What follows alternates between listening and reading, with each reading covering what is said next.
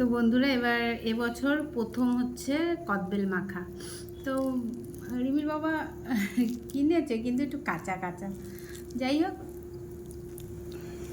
আরও ভালোটা যখন উঠবে তখন আমি এনে তোমাদের লেবু পাতা দিলে ভালো লাগে, কিন্তু আজকে একটুখানি আরও দুটো আছে, বুঝলে। তো আজকে একটুখানি এরকম করে মেখে খেয়ে দেখি। বেশ করে চিনি এনেছি।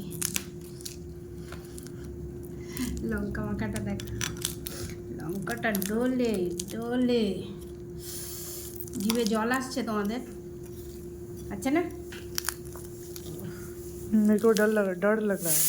হ্যাঁ,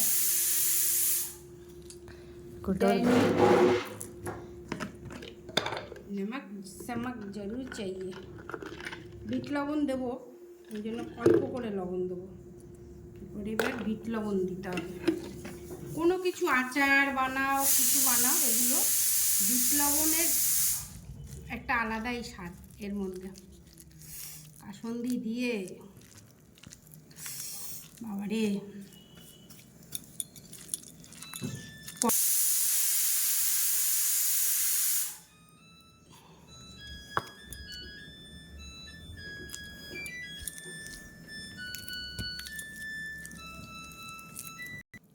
কদবেল মাখাটা ধনে পাতা দিয়ে বানালাম, ঠিক আছে।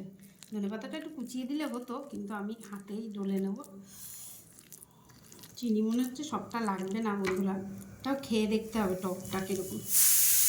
বিট লবণ নিয়ে আসবো, বিট ঠিক লবণ।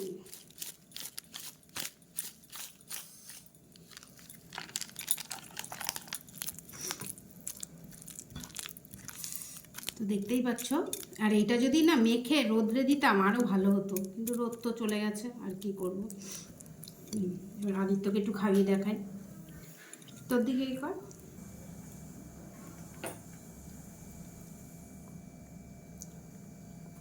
এই তো খেয়ে বলবে চিনি লবণ, লবণ দেবো না একটু? একটু লবণ দাও, আর বেশি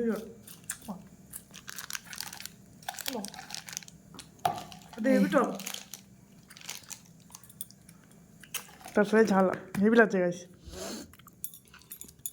তুমি খেয়ে দেখো একটা, মা এখনই টক টমক টমক করবে।